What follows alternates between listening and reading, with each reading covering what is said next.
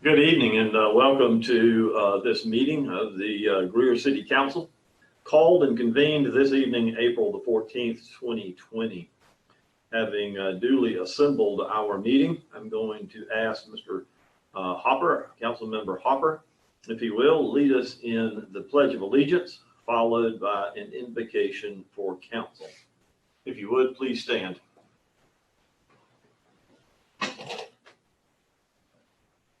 At your pleasure, Mr. Hopper.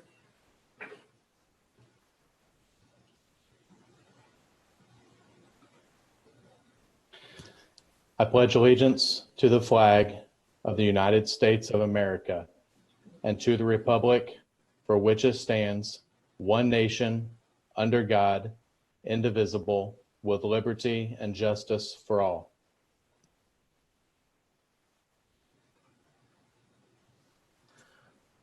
Gracious Heavenly Father, we thank you for the opportunity we have to meet together this evening to conduct the business of the city of Greer. We pray that you would give us humility and wisdom this evening as we seek to make decisions in our residents' best interest. Father, I pray that during these unprecedented days that you would be with each one of us and each one of our residents in our community, Lord, protect us physically, protect us economically, and every other way, Lord, that we would bring glory to you in these days. Lord, be in our meeting now. May we be pleasing to you in all that's done and said. We pray in Jesus' name. Amen.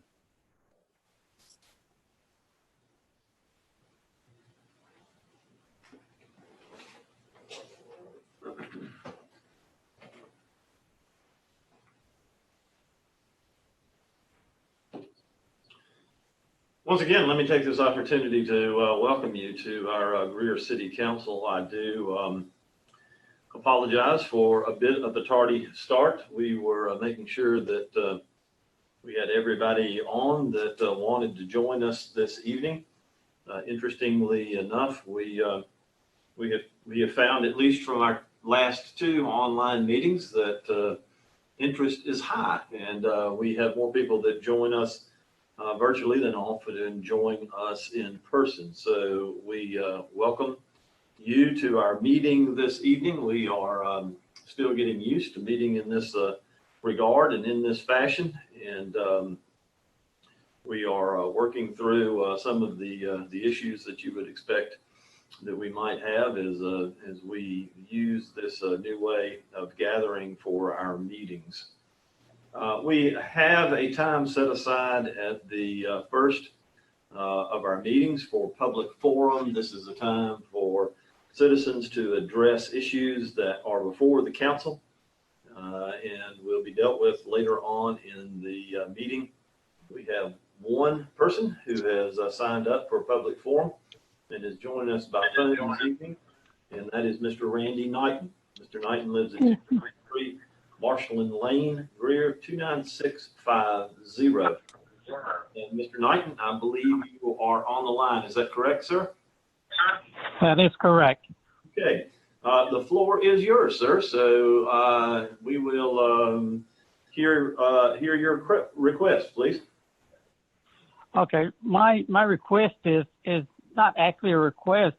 I guess it is a concern of the people that I represent. I am the president of the homeowner association at Chartwell Estates, and there's 360 homes here. And our problem is safety in the community. And I think with this complex going up, I'm not saying that they shouldn't do something with it. What I'm saying is, but 252 homes is a lot. Apartments there are a lot. I'd rather see homes go up there, because if you're looking at this, it's an overcrowded road, Gibb Shores Road is, and between Batesville Road at the end of, from Batesville Road all the way down to Gibb Shore Road to 14, and from Suver Road to Gibb Shore, is we have so many homes here that it's a safety issue. And with the speeding here, I just think that, we need more consideration on what's going to happen there. And first of all, I think it'll look out of place. Apartments in that beautiful farm land there. I know the guy wants to make money, and I have no problem with him making money, but that right there would just wouldn't be suitable for the area that he wants to do it in. I was hoping more people would get on here and have a speaking on this, because I know a lot of people are against this. And like I say, you know, I hope he makes money, but I just don't think that is right for this area, and especially with all the cars and everything we're going to have on this road. And I can't understand it. I know I was at the first meeting with this, and he talked about a traffic study that they did, and they only did it for a small area right there at I think it's West Phillips Road. Well, the traffic study should be done by the state from, like I say, from Batesville Road to Highway 14.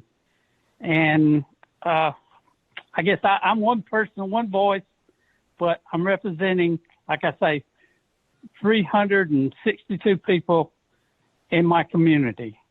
And that's really what I got to say. And I appreciate for all y'all do, and I know it's a tough job. And I know you have to make a decision for everybody on what's good. So that's what I got to say. Thank you. Thank you for joining us, sir. We appreciate the insight and input, and we'll consider it certainly as we move to that part of the agenda later on this evening. Thank you.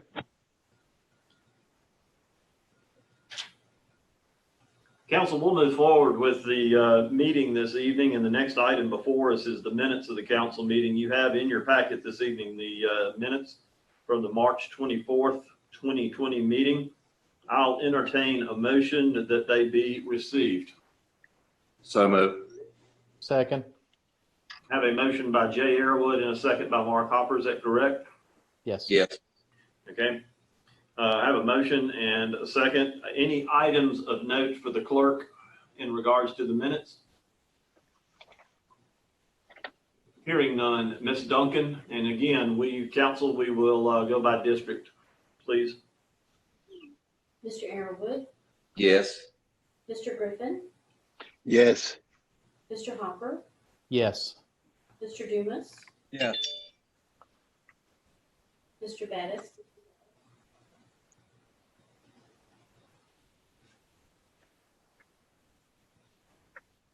Mr. Bettis, you may need to unmute, please.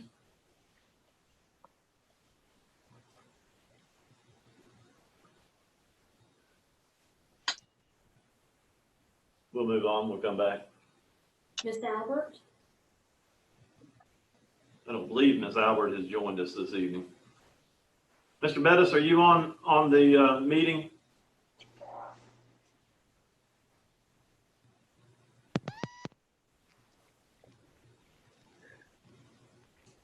He is not joined by audio.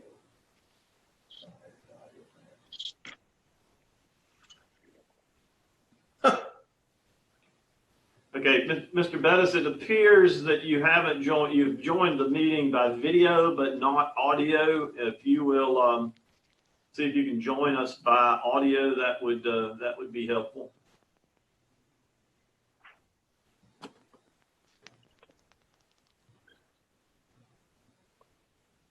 Well, we constitute a quorum on the minutes. We'll move on, and hopefully Mr. Bettis will be able to join us soon. In regards to appointments of boards and commissions, the Architectural Board of Review has an opening. Mr. Marnie Hanna has resigned. His term was to expire this summer. We will accept information in regards to the Board of Architectural Review from staff. I do not have that this evening. We also have an opening on, on the Planning Commission. District 3, represented by Mark Hopper, has an opening in that district. Any new or additional information in regards to that opening, Mr. Hopper? Unfortunately, not this evening, Mr. Mayor. Thank you, sir. All right, we will move to the city administrator's report at this time. Mr. Driggers?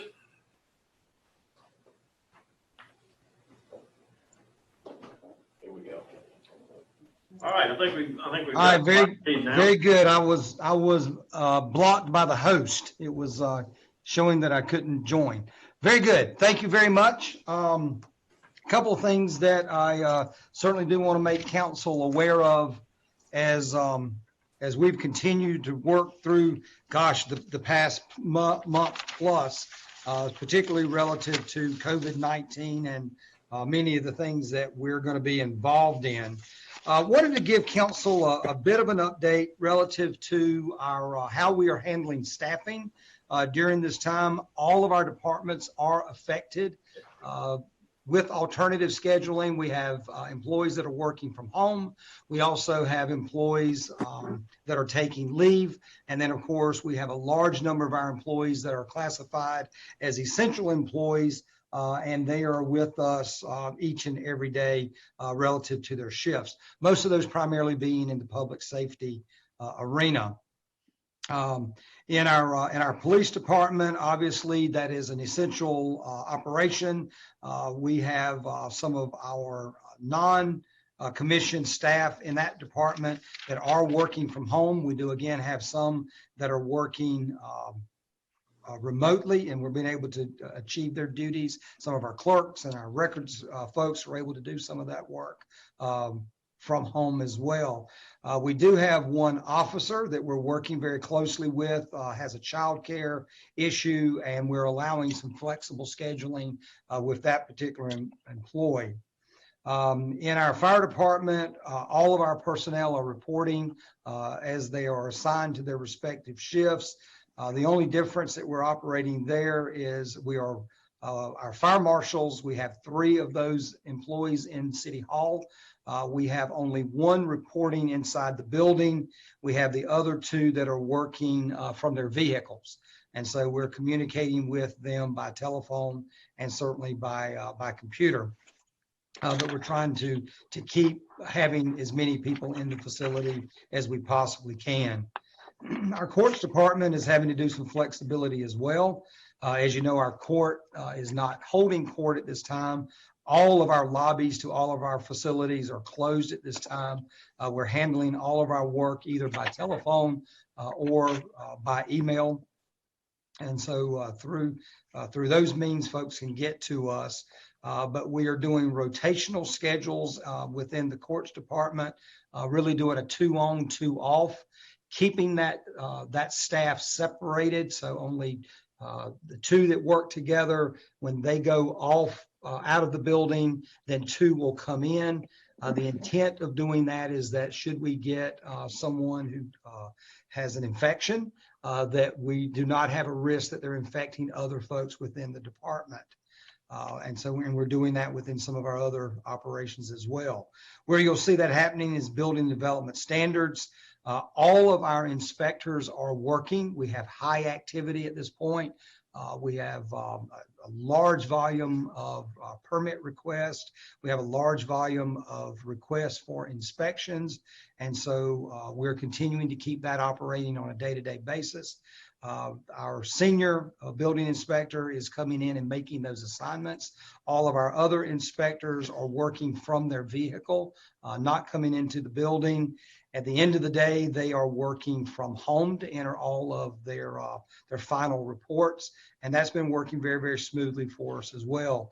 The remainder of those personnel are doing alternating shifts, again, so that we can separate folks within the workplace, having 2 on, 2 off with our permit technicians in that department as well. We have 4 that are working from home.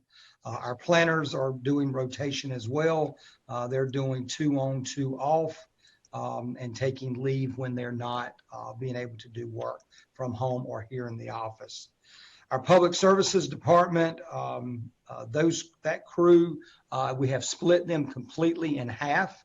They stay separated while they're all within the building. They stay, the operations center is a large facility. So we keep them separated at all times, whether that's reporting during lunch or break or any type of communications that we're having with that staff. We keep them completely separated. Again, the intent in that is that should we have an infection within that department, or if we have someone within that department that may be exposed to someone else and is requiring quarantine, we do not take a risk that we're infecting the remaining employees on that crew. So doing, again, crew separation there. Our recreation department, we're rotating the staff, our event staff that's here at City Hall. We're rotating those folks. So only one person comes in at a time. The other two will work from home. If they do not have a sufficient amount of work, they're taking leave as well. Department head is monitoring that through the supervision of the department. That's going very smooth for us. Finance department is doing something very similar. IT operates under the finance department. We're only bringing one person in at a time. On that crew, we have one full-time employee that is working completely remotely and handling help desk items remotely. And then the remaining two folks are alternating their days, coming in and then working from home when they're not here on shift with us.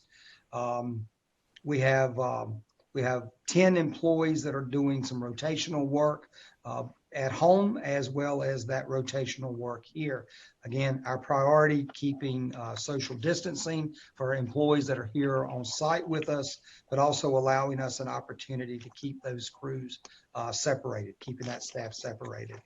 In admin, our HR staff is also doing a rotational schedule. They're doing a 3-day, 2-day rotational schedule so that we're keeping them separated. We have one employee in the department that is completely working from home, another employee who's working 4 days from home, 1 day here in the office each week. And again, we're monitoring all of that. Myself, I'm operating daily from here in City Hall. The deputy administrator is also operating from here as well. So things are really, from a staffing perspective, we're doing very, very well in keeping up with our needs that are there. One of the things that we've been most pleased with is that the investment we made into our operating system called Track It. It has worked extremely well for us. It allows contractors to log into our system remotely. They can request permit reviews. They can request permits to be issued. All of those are processed online. We have a drop box here at City Hall. Anything that someone may need to leave for us, they can put it in that drop box. We give it sufficient time to be sanitized, and then we bring those items into the facility, and we're able to process that as well. But those assignments for our building inspectors are coming through the Track It system, and that is operating well. We have a training video that our communications staff prepared. That's working very, very well for many of our contractors. Those that are having any difficulty with it, we're working with them on a one-on-one basis, but we're getting good reviews as we're continuing to do that. It has really been a blessing for us to be able to keep those assignments going in that department. Particularly with scheduling, that is where that has been most beneficial to us. I'm certainly aware that under how we're operating and impacts under COVID, that one of the things that council certainly would be interested in knowing is what are the financial impacts to us relative to the COVID-19 crisis. Right now, we can say that the financial impact to us has been minimal. We are early in that process where we certainly would start to see personnel costs, materials costs for us. And again, we're in a declaration, an emergency declaration. So we will, we know that we'll be receiving 75% reimbursement of all expenses related to the crisis. We know that there's an opportunity that either the feds or the state may be able to come in and increase, they may be able to come in and increase that match as well. And so sometimes in a state of emergency, we'll get 100% reimbursement, but we know under the FEMA guidelines that we'll get 75% reimbursement. Materials cost for us right now has only been in the range of about $21,000. And so we're feeling really, really good about that. That's mostly sanitizing equipment, materials, supplies, that we've had. Most of the other items that we would need is really an operational expense that we would normally have, respective primarily to the fire department, mask, protective equipment, making sure that that what's necessary is indeed there. Our personnel cost has been extremely minimal at this time. We're only monitoring that which would be required for overtime. That's what would qualify for reimbursement.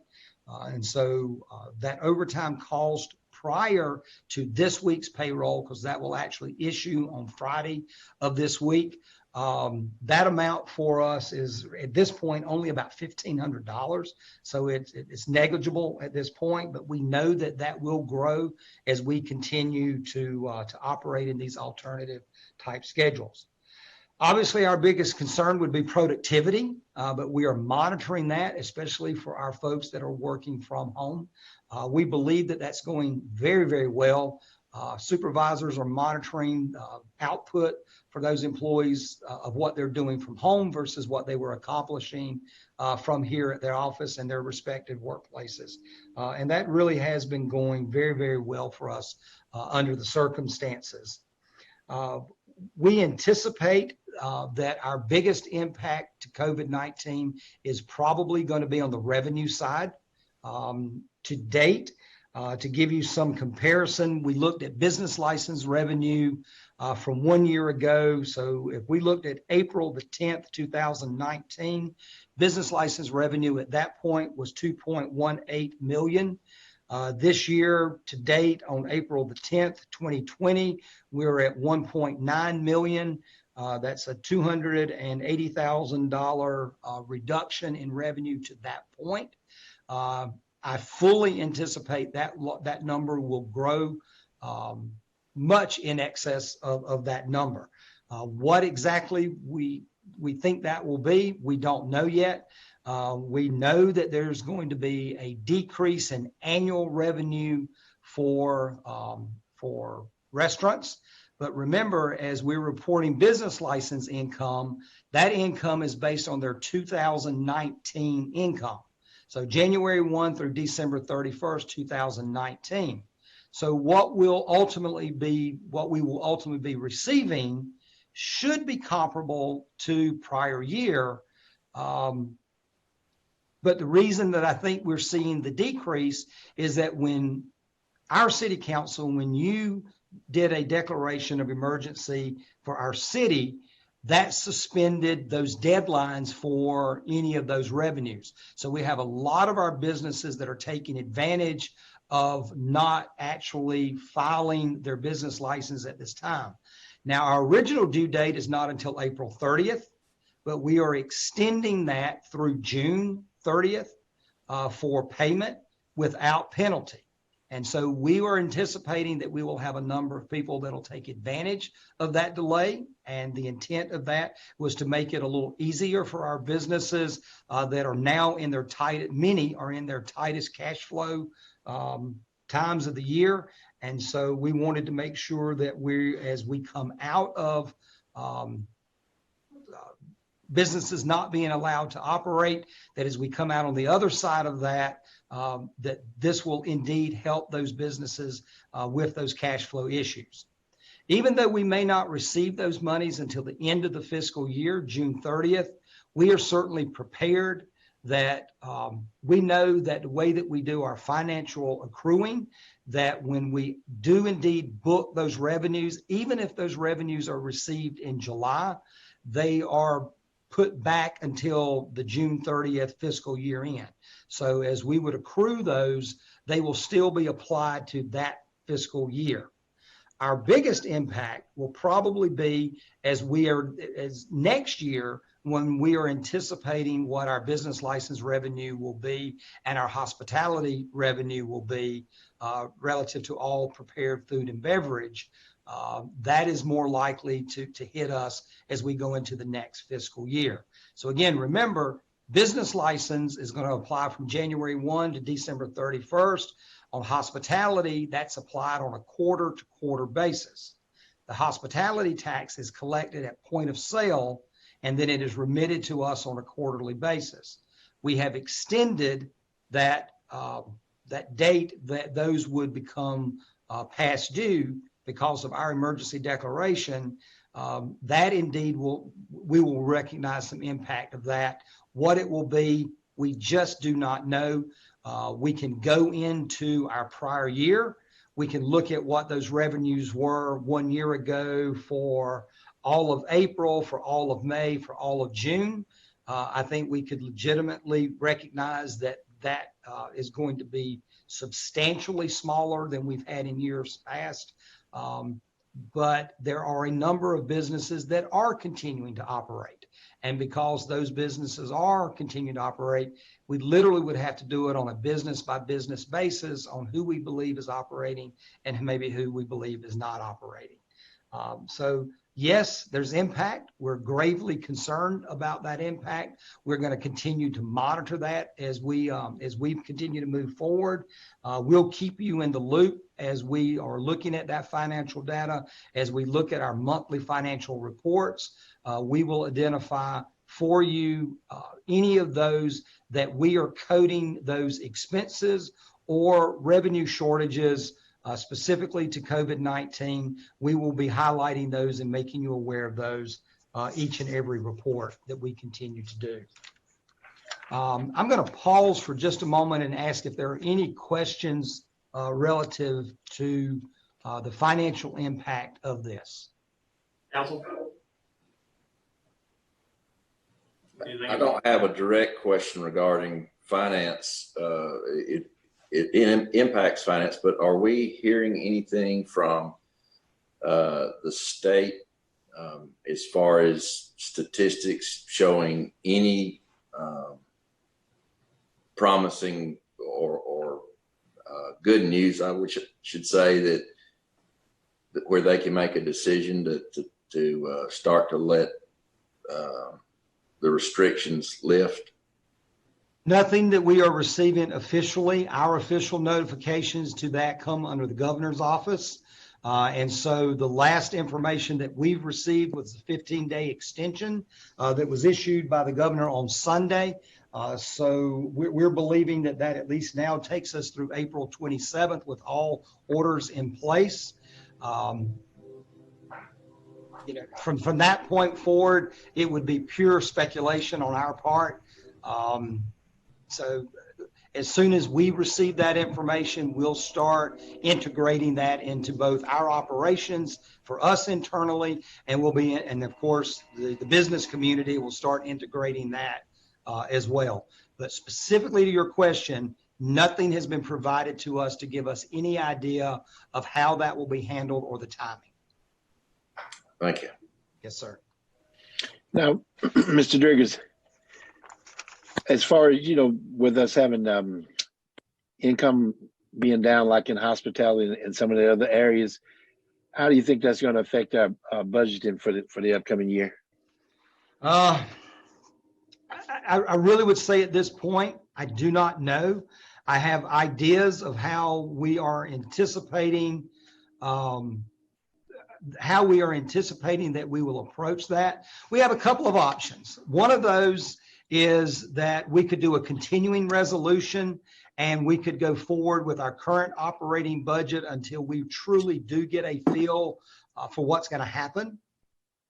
I have a little bit of concern about a continuing resolution and not getting something in place for us to continue to move forward, but it's an option. It certainly is an option for you to consider going forward. I can tell you this at this point. I fully anticipate that there will be a reduction in anticipated revenues. And as a result of that, I think that we will be forced to look at some reduction on some of our expenditures, and we'll just have to look across the board at what that means. I would anticipate that some of that will need to be budgeted from our fund balance. It's one of the reasons that we carry healthy fund balances for these types of situations. And so I can assure you that my number one priority in the budget will be to preserve the services that we provide daily out there. And so that means protecting those positions that are police and fire, essential services, making sure that we're doing through our respective departments and all of our departments, delivering the services that our community expects of us, especially as we come out the other side of these, stay home, stay at work orders. As our community comes back to integrating outside of our homes and our workspaces, we know that there's going to be a high demand for our services at that point. We're going to have to look at this week by week as we continue to get numbers in. But Mr. Griffin, your question is a good question. Unfortunately, my answer is we don't know yet. But I fully expect that we're going to have to make some adjustments going forward. The good news is, recall that we have enjoyed excess revenues over expenditures for the last couple of years. And that in itself may be enough that will fill that gap for us. And if it does, that means that we operate on a true balanced budget going forward. But I'm not sure yet what the number is. Is it $1 million? Is it $1.5 million?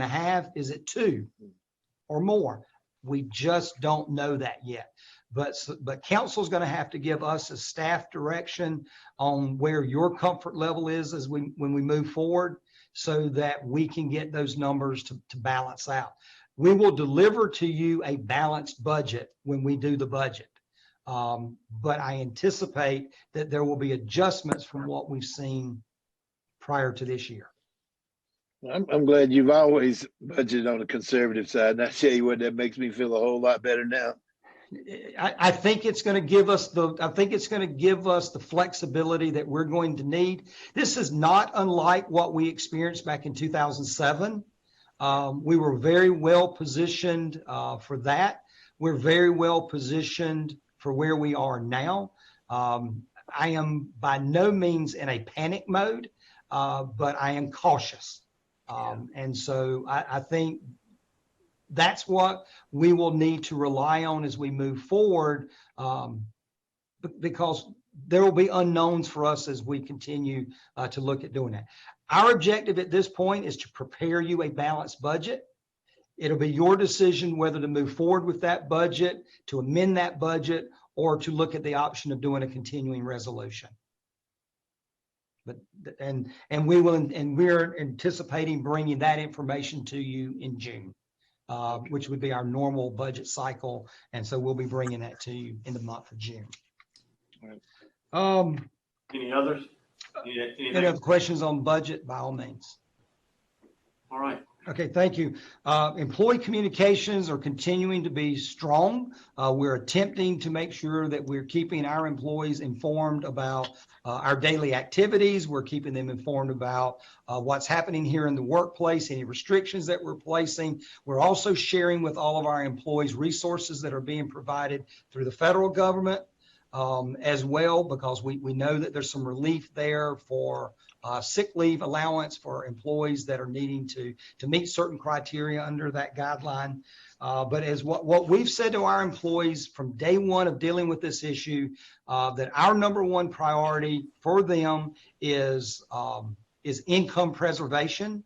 We do not want our employees at this point to be worried about getting their paycheck. And so we are well positioned for that to happen, either through them being on duty with us now, whether they are working from home, or they are using available leave to continue their compensation. So at this point, we do not have any of our employees, except maybe a few of our part-time folks that do not have sick leave availability. But even in that case, for any part-time employees, we've made a commitment to them as we come out of this crisis. We will be able to provide makeup work for them to make them whole.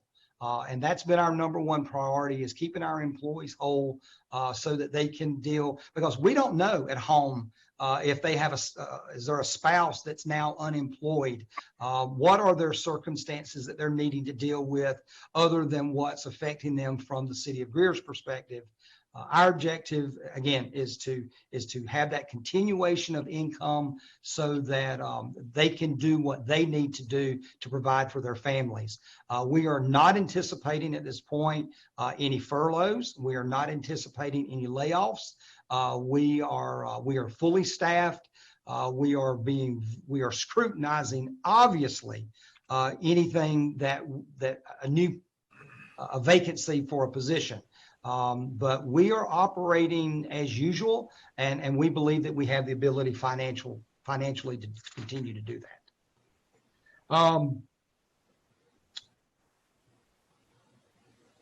One of the things that I did want to share with you as well is about the security of this meeting. I think IT system security is always an issue that we need to be constantly conscious of. There were some warnings sent out to the general population about a thing that was called Zoom bombing.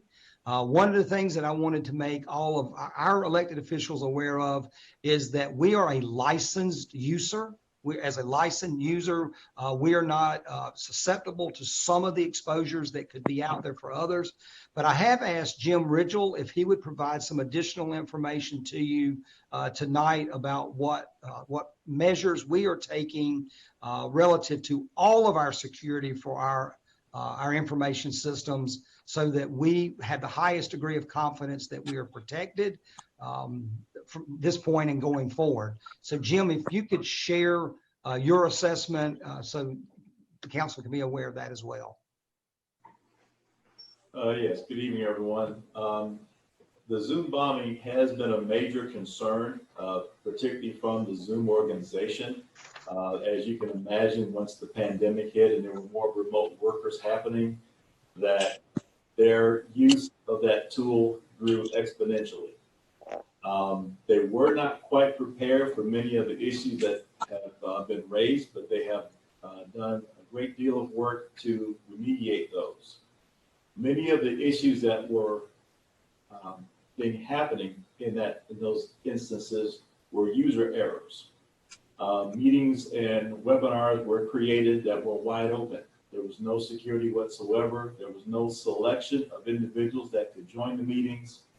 Participants were allowed to do whatever chats they wanted to do with any members in that particular meeting. So there were a lot of configuration setups that were not appropriately utilized that created the Zoom bombing. With some of the security measures that the Zoom organization has now taken, many of those issues have already been addressed. They have already released updates to the Zoom client to help make the transmission of information much more secure. They have released, I believe it was a 12-page document on ways that you can set up your meetings to help protect yourself from these uninvited guests and the Zoom bombing that is happening. So they've taken a great deal of steps to make sure it's more usable, more secure, and at this point, I really do not have any real concerns about that happening to us. We'll always continue to monitor the situation. Many of the measures that were being used by the hackers and Zoom bombers, we're not allowing to happen. The chat room was one very easy method for someone to send a chat message to another user that would have a link in it, have an attachment to it, that as soon as they clicked on that link or attachment, their system was now infected. As we are not using that capability, that eliminates that possibility from happening now. Along with the security measures that we have in place here for both the city and especially the city-owned devices, we are taking some of the better measures to prevent that from happening and spreading. Should someone's system happen to get infected, again, we have some security measures in place that are helping to prevent that. One of the measures that we're using is the Silent software, which in talking with another security company, they highly recommend and applaud our use of that software. They've seen great results from that, from preventing a lot of spread and hacking from going on. So I feel good that we are in the position that we're in, using the software that we're using, and taking the security measures that we've taken to help prevent a lot of this. I will continue to monitor what the Zoom organization is doing, what many of my counterparts around the country are also doing in their recommendations as well. You may have seen that the FBI is also involved in this. They are also releasing updates and security measures to take steps to help prevent any other uninvited guests or any Zoom bombing from happening as well. I am receiving those reports as well, so I'm continuing to apply recommendations from Homeland Security, FBI, as well as the Zoom organization as well, to make sure that we as a city and our participants are protected as much as possible. Jim, would you also address the how we're handling our employees that are working from home to protect our servers? At present, all of the employees that are working from home, we've been able to issue them a city-issued device with all of our current city protections as well. So we're trying to prohibit the use of non-city issued devices from accessing our network. Thus far to this point, we've been able to do that, which also helps protect our network, because those city issued devices have the latest resources and devices that we use here internally as well at home to help protect those systems and those users as well. Very good. Thank you. Any questions to Mr. Ridgel concerning IT security? Okay. We'll move on then. And the last couple of items that I needed to share with you, our Synergy Streetscape project is continuing to move forward. I have received the timeline for them to complete that project. They are on schedule for the end of June, as our contract calls for. We will be using the time from that point until our dedication on July the 10th, our community dedication on July the 10th. They'll be using that period to address any punch list items as well. So we're excited. That project, again, it's an 18-month project. We've remained on schedule moving forward. Again, looking forward to the July 10th dedication of that project. Those plans are moving forward for us as well. Glad to have that. You will see that same contractor, Sossaman Construction. We will be using them for phase 2, which is the extension of the streetscape relative to the garage and the hotel project.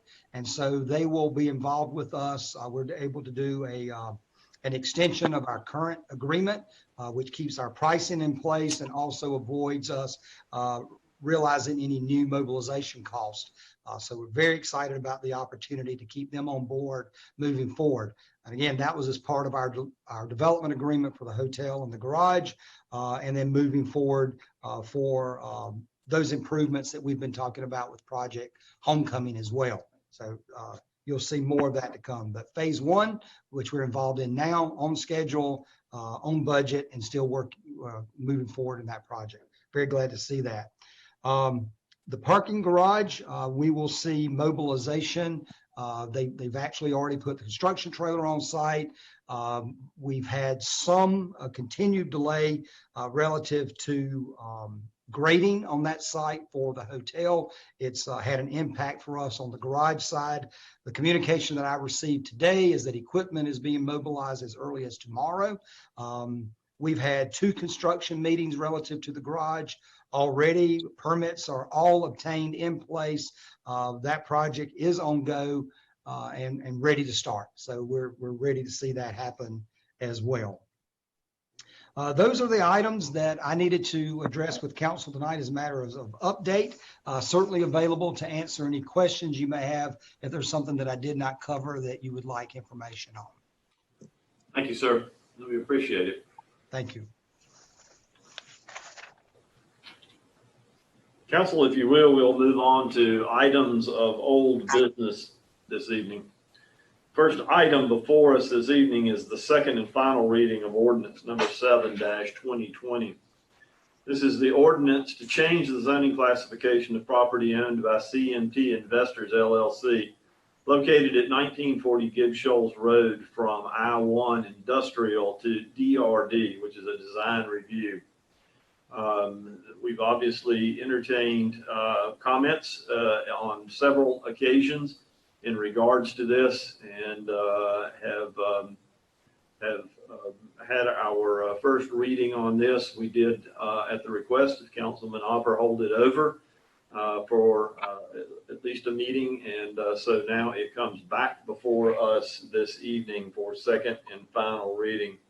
I will ask, for the purpose of discussion, if I hear a motion to receive second and final reading of ordinance number 7-2020. So moved. Second. I have a motion from Mr. Bettis and a second from Mr. Airwood. Is that correct? Yes. Yes, sir. Floor is open for discussion. For the purpose of for opening comments, let's go by council district. Mr. Airwood, anything to add in regards to the ordinance? No, sir. District 2.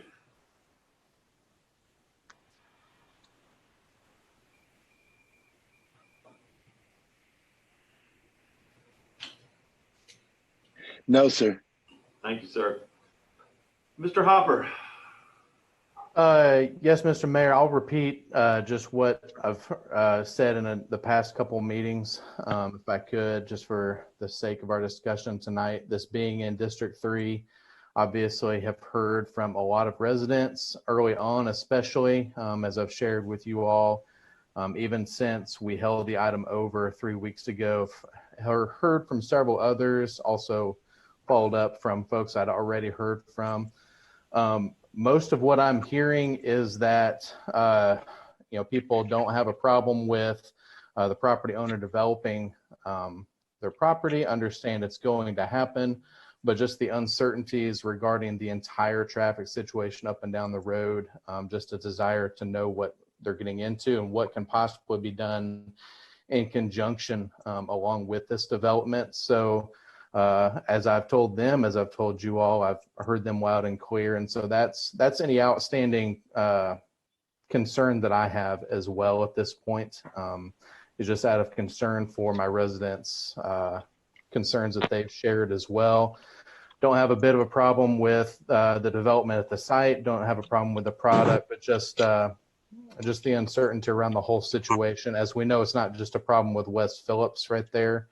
But my hope is that no matter what council does tonight, that we'll be able to use this as an impetus to work with our state and county partners as well to try to address the entire situation in some way. So appreciate that. Thank you, sir. District 4.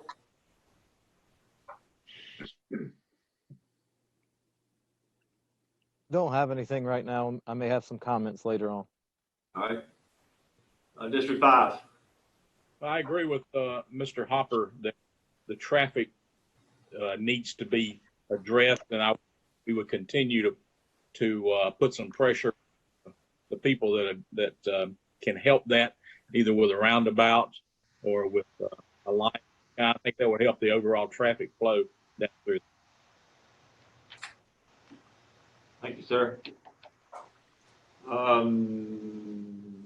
District 6.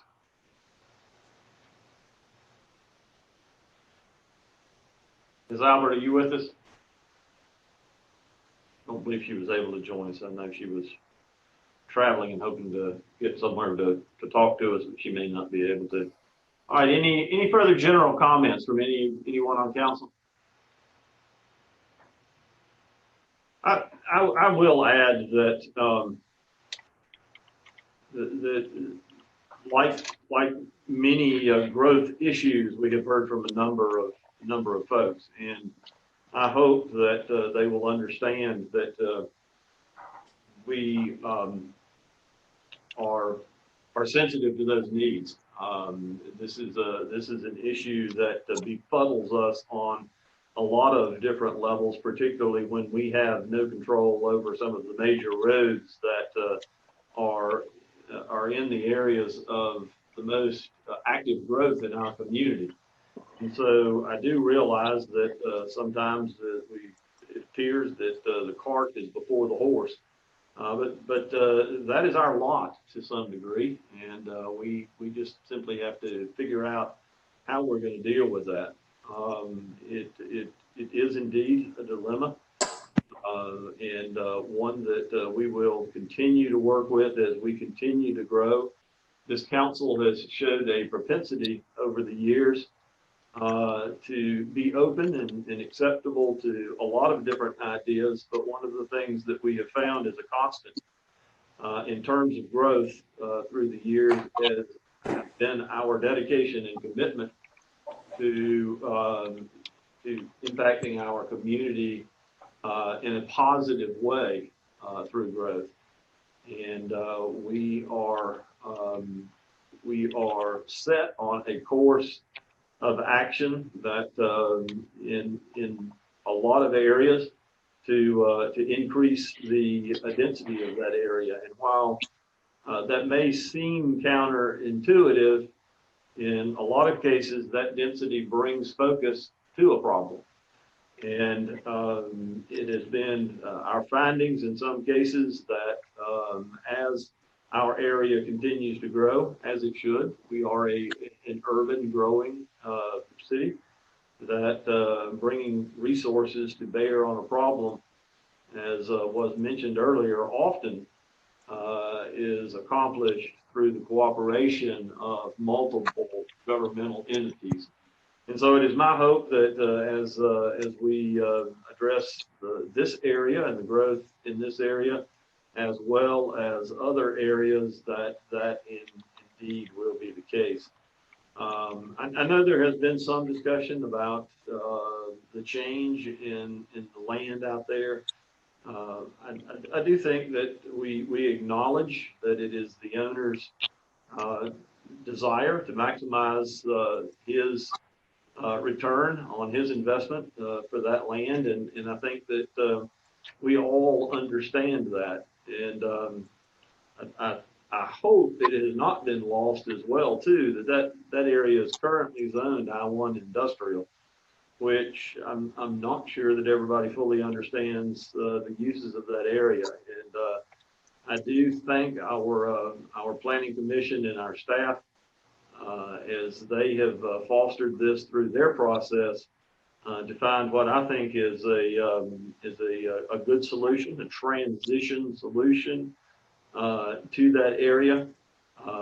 While there has been mention of homes, I don't know that homes, even in a lesser number, is going to create any less traffic and or other issues that would be found in that area otherwise. And so while I don't have all the answers this evening about how we are going to move forward, I do have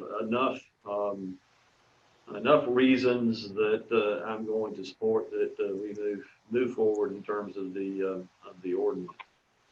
Anyone else like to share in that regard? If not, we have a motion in the second. Ms. Duncan. Mr. Arrowood, Yes. Mr. Griffin, Yes. Mr. Hopper, No. Mr. Dumas,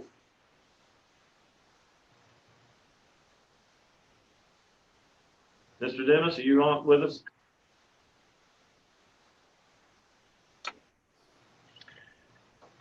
Yes, I'm here. Okay, we're taking a vote. I hear you. My vote is yes. Also, Miss Albert let me know that she's here, but it says the host has her blocked. She would obviously like to vote on this too. Okay, I've got the same note from her. Let's see, that's for District 5. Yes. And Ms. Albert cast a no vote. Mayor Becker. And I cast a yes vote. All right, that ordinance will pass. That is the only item of old business that we had before us this evening. I'd like to move to new business if we could.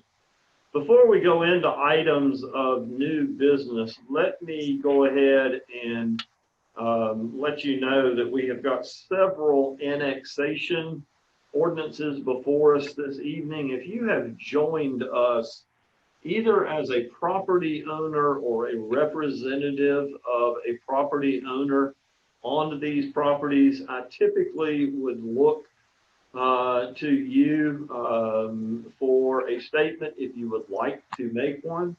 In order to do that this evening, we will use the same number that was on the screen earlier for the public forum to allow you to join our meeting if you would like. If you wish to be part of that, and I will ask as we get to each ordinance, annexation ordinance, you can call 864-801-2027. And that will get you in the queue to speak. We will, as we take each annexation ordinance, we will take time to ask if anybody is on the line to address that. That is 864-801-2027. With that, we will move to items of new business, the first of which is a lease summary. Red Watson joins us this evening to talk about the golf cart lease proposal for the golf course. Mr. Watson, are you with us, sir? Yes, sir, I am. Thank you, Mayor Danner and members of council. The memo containing your packet shows the results from our solicitation of proposals for replacement of golf carts at our golf course. You'll see that both proposals include 60 golf carts with GPS cart control and lithium batteries. EasyGo, who is our current provider of golf carts on site, and Club Car have submitted proposals. The pricing is before you. Club Car is $5,500 per month, while EasyGo is $6,340 per month. Club Car being about $840 per month cheaper. Our staff has reviewed the information contained in each proposal, such as reference, pricing, service warranty, and we'd like to recommend that the lease be awarded to Club Car. They're a very reputable company that services numerous local courses around the upstate, including Carolina Country Club in Spartanburg, Holly Tree Country Club in Simpsonville, Woodfin Ridge and Boiling Springs, Verde Greens in Greenville, Furman University's golf course, and also Green Valley Country Club in Travelers Rest. I'll be happy to answer any questions that you may have.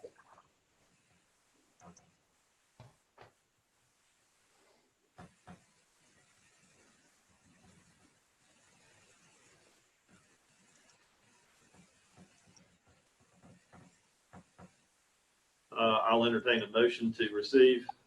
So move. Second. And second, we now have a second. Was seconded by, excuse me, we weren't able to get that. District 1, yes. Thank you, sir. I think Mr. Dumas is trying to make a comment, but I believe he's been muted. All right, we'll see if we can. Okay. Yeah. Okay. Yeah. It just keeps telling me that the host is muting me, and so when the host mutes you, you can't unmute yourself. So now, okay, can you hear me now? Yeah, we've got you. Good. Brian, I just had a question about the carts. It said that has the GPS feature. Does that give us the ability to keep the carts on the paths, and is that doing the shutdown that we talked about? Yes, that's a great question. It absolutely does. This level of option that we've added will come with the manufacturer providing a geofence for our course. So on days where there's a substantial amount of rain, when we would have cart path only, we will be able to go into the software, basically click a button. And if it's cart path only, and that's where those geofences apply to for that day, if the cart pulls off the path, it'll cut the cart off. And the only option that they will have is to go in reverse to get back to the cart. Also very beneficial in situations like keeping carts out of woods. A lot of times we incur popped tires or damage to carts from people driving them in woods. And also accidents we've had in the past where people have drove carts into the ponds or down embankments, resulting in fees that we have to pay and try to collect back from the users. But the short answer is yes, it absolutely does include that feature. Good. And we're gonna I'm guessing we're going to also use that to keep them off the tee boxes and off the greens and just in areas in general where we don't want them to be Right. during regular play. Exactly. That geofence, we have the ability to put anywhere on our property that we want to restrict carts. So if we do not want carts to go out to the parking lot, for example, to where people a lot of times will pull out there, unload their clubs, and leave the cart out in the parking lot, we can restrict that option whenever we'd like. It also helps us monitor things like usage of carts, see which carts are being cycled in and out more than others. You want to keep that pretty consistent for the battery life on the cart. So you don't want to use, the first 30 carts a lot more than the other. You want to kind of even the usage out so that you keep the battery life consistent throughout your entire fleet. That also gives us the ability with that GPS system, I'm guessing, to run maybe ads or to check to see if they need anything in the pro shop when they make turns and different things like that. It does have I think a 7-inch screen that's mounted. There's a photo also provided, and if you look in the center of the cart, underneath it, you'll see a small black display. There is a 7-inch screen that allows us to put messages in it. There are upgrades if we wanted to upgrade that the cart control option that allows you to do more with the screen and integrate more technology in the carts if you want to pay more per month. But basically, the extent of hours would just be for that display, maybe to display a message and the cart control that we talked about earlier. Gotcha. That might be more of a long-term thing after we do our grand reopening and the rebranding and some of the other stuff that we've talked about. Right. Thank you. Others? Questions? So is the maintenance included in on that price too, Red? There is a service warranty that they include. We are responsible for most of the maintenance there's not a whole lot of maintenance to them. But like if there's something that results as neglect of one of our users or like popping a tire, right, then we are responsible for that. But as far as like a default, if there's something that goes wrong with like one of the batteries, that's certainly unexpected, then we work that out with the manufacturer. Okay. Other questions?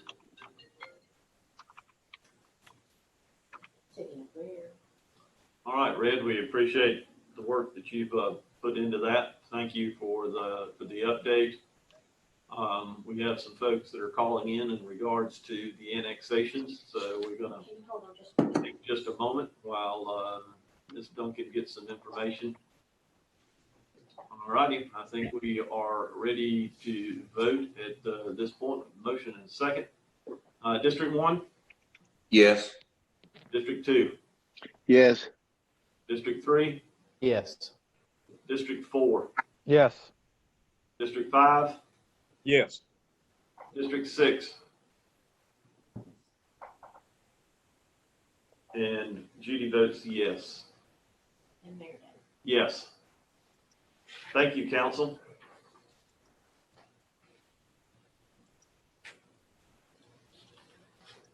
Let's move to the item B under new business. That is the first reading of ordinance number 10-2020. This is an ordinance to provide for the annexation of property owned by Cheryl Lynn Grant, located at 1103 Kist Road, by 100% petition, and to establish a zoning classification of R12 for said property. I believe Mr. McMahon joins us this evening in regards to additional information in regards to ordinance 10-2020. Mr. McMahon, are you with us? Yes, sir, Mayor and Council. Can you hear me? Yes, we can. Thank you. Okay, thank you. Ordinance 10-2020 is an annexation request for a parcel, as you stated, located at 1103 Kist Road. The applicant is requesting an R12 residential zoning for a future development. I'm going to scroll through the PowerPoint for you real quick.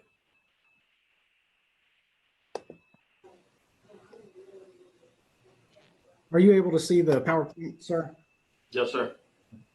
This is the area right here. It's near Franklin Point and Heatherfield. It's just off of Kist Road and Burns Road near Snow. This is the current zoning map out there. The majority of the property out there is R12. And the future land use map. That is all the information that I have for this right here. This will go to Planning Commission on April 20th. And if I can answer any questions you may have. Thank you, sir. For the purpose of discussion, I'll entertain a motion to receive. So moved. Second. Mr. Airwood moves and Mr. Bettis seconds. Questions of Mr. McMahon? Comments? Is the owner of the property or representative of the owner of the property available or wish to speak to council this evening? She's on mute. Melody, I believe you had asked to speak to this annexation. Are you with us this evening? Yes, I'm sorry. I'm trying to speak. So Okay. Well, we've got you now. Thank you for joining us.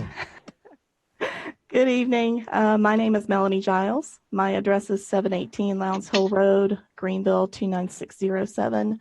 I am representing the applicant for this meeting. I don't have any comments at this time, but I'm available to answer any questions you may have. Well, thank you for joining us. We appreciate it. Thank you. Council, just as a follow-up, anything in regards to the ordinance to provide for the annexation of the property on Kist Road?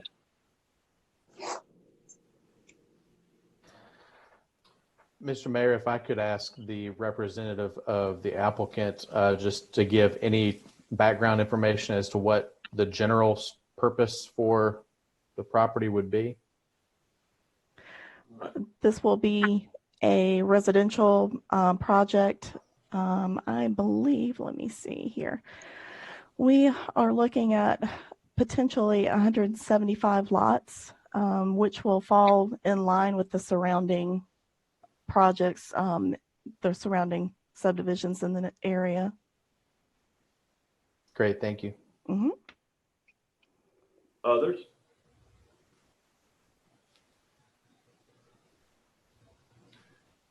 Hearing none. Ms. Duncan? Mr. Airwood, Yes. Mr. Griffin, Yes. Mr. Hopper, Yes. Mr. Dumas, Yes. Mr. Bettis, Yes. Ms. Albert, Yes. She votes yes. Mayor Danner. Yes. Council will move to the next item, which is item C, first reading of ordinance number 11-2020. This is an ordinance to provide for the annexation of property owned by James Burns, located at 286 Nature Trail Road by 100% petition, and to establish a zoning classification of R20 for said property. Mr. McMahon brings us information in that regard. Yes, sir. This annexation request is for the parcel located at 286. And you also see ordinance 12 is also a part of this project. It is 282 Nature Trail Drive. The applicant is requesting an R20 zoning for a future subdivision development. This is the property. It is out near Village at Pelham Hospital near Bent Creek Plantation and Redcroft. This is the future land use map. And the current, so I apologize, the last map was the zoning map. This is the future land use map. And that is all the information I have at this time. This will go to Planning Commission on April 20th, but I have to answer any questions you may have. For the purpose of discussion, I'll entertain a motion. So move. Second. Mr. Griffin moves and Mr. Airwood seconds.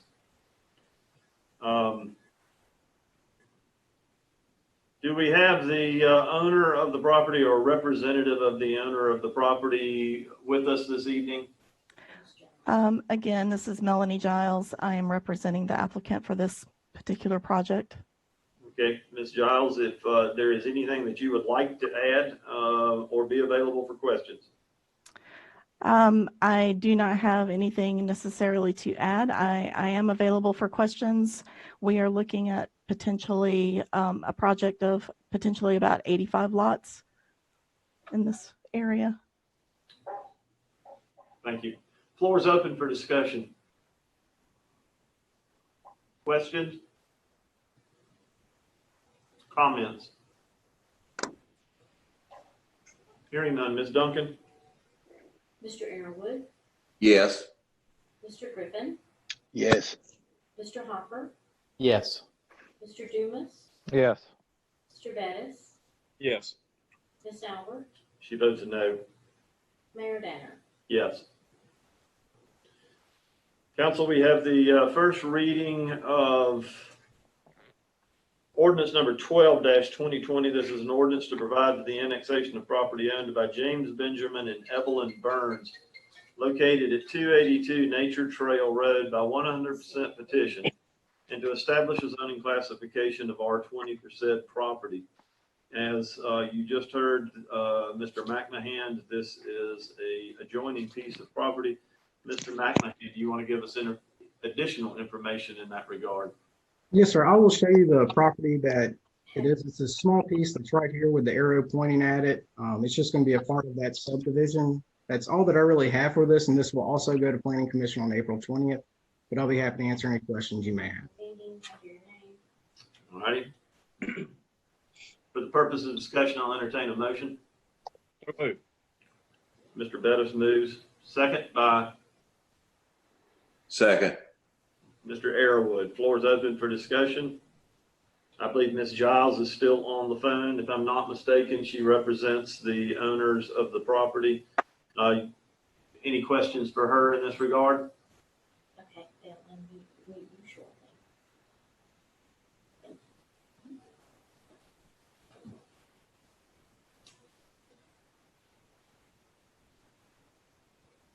Hearing none. Ms. Duncan? Mr. Arrowood, Yes. Mr. Griffin, Mr. Griffin? He's muted. He's Okay.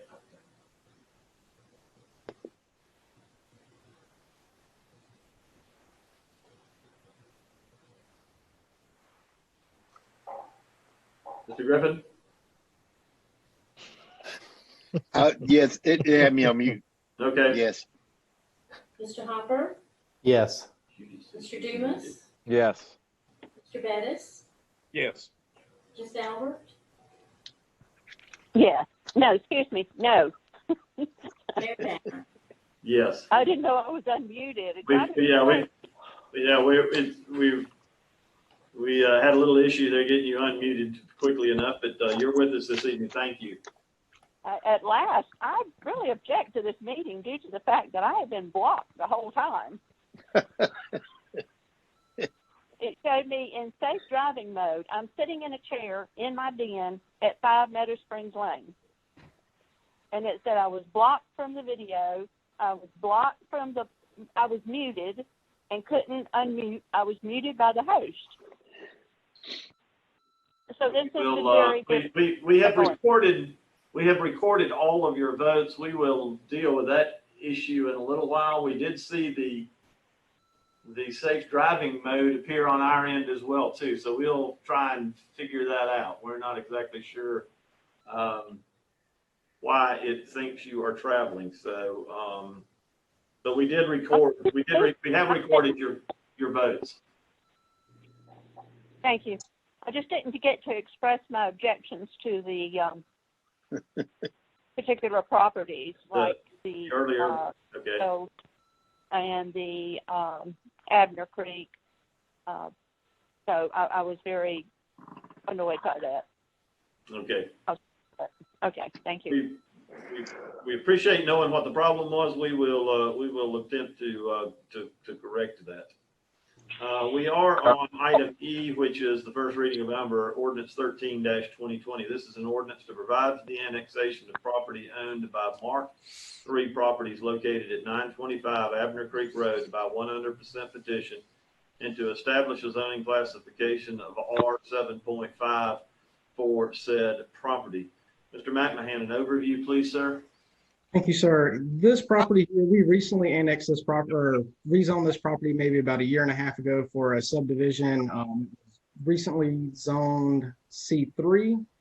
They are going to combine this parcel here with the rest of that subdivision. It's known as Overton Park. They're going to add 3 lots on this parcel for a total of 75 for that subdivision. And here is the current property. It's that small parcel right there in red. This is the current zoning, showing that it's R75 and the future land use map. That's all the information that I have for this one right here, sir. Planning Commission will hold the public hearing on April 20th and be happy to answer any questions you may have. Thank you, sir. For the purposes of discussion, I'll entertain a motion to receive. So moved. Mr. Bettis, do I hear a second? Second. Mr. Griffin, thank you. Is the owner or representative of the owner of the property with us this evening? Yes, sir. This is Jamie McCutcheon with Davis and Floyd representing the owner. Thank you for joining us this evening, sir. If you will stand by, we may have questions, please. I'll be glad to answer any. Thank you, sir. Council, questions? Comments or observations? Is Judy on right now? Yeah, I am. I Can you- object to that, as I would for others that I've objected for due to the traffic and due to the overcrowding mainly of the schools that serve that district, Woodland, Riverside Middle, Riverside High. Others?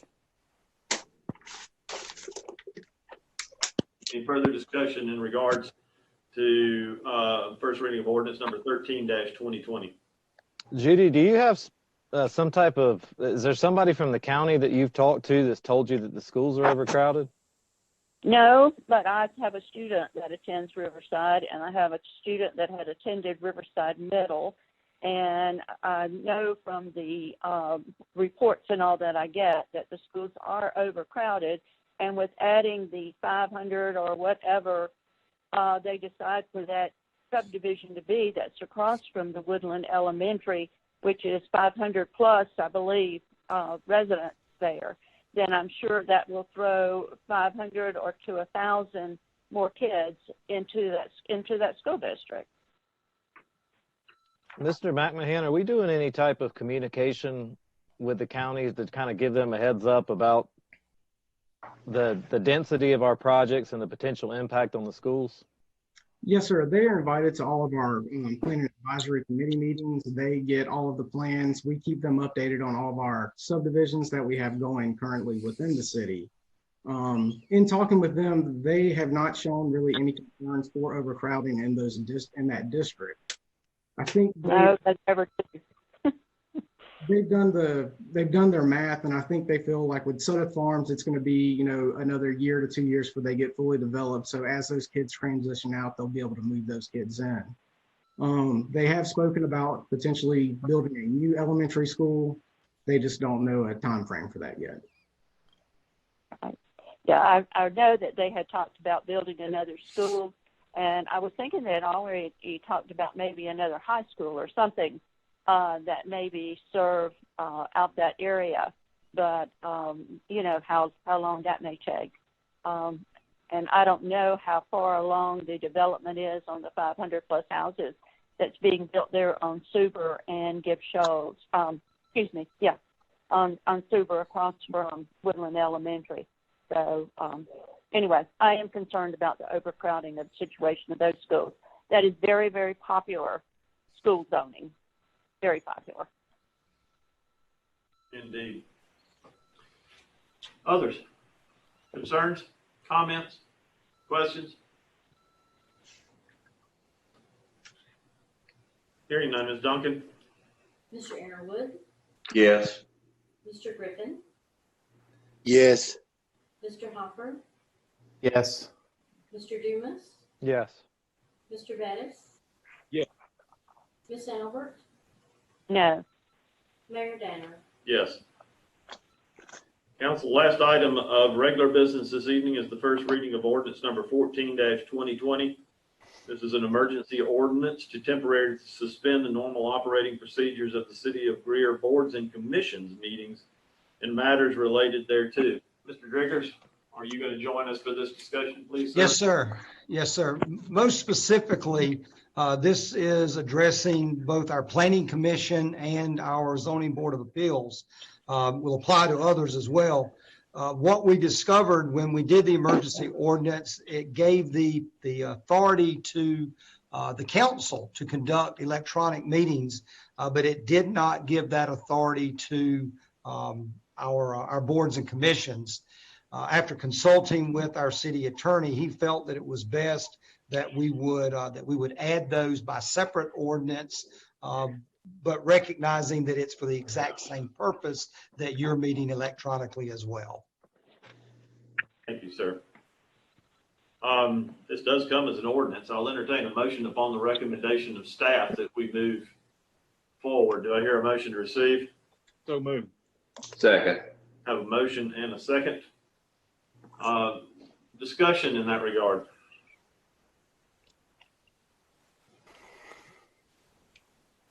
Questions or comments? Hearing none, Ms. Duncan? Mr. Arrowood, Yes.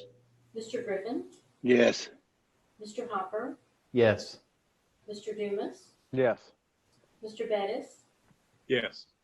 Ms. Albert, Yes. Mayor Danner. Yes. Council, we have one item in executive session this evening. It is a personnel matter. This is a motion to enter into executive session to discuss a personnel matter pertaining to the administration department as allowed by state statute section 30-4-70A1. Do I hear a motion to go into executive session? So moved. Second. And a second. Did you get the second? Dumas had the second. Okay, thank you. We have a motion and a second. Ms. Duncan? Mr. Arrowood, Yes. Mr. Griffin, Yes. Mr. Hopper, Yes. Mr. Dumas, Yes. Mr. Bettis, Yes. Ms. Albert, Yes. Mayor Danner. Yes.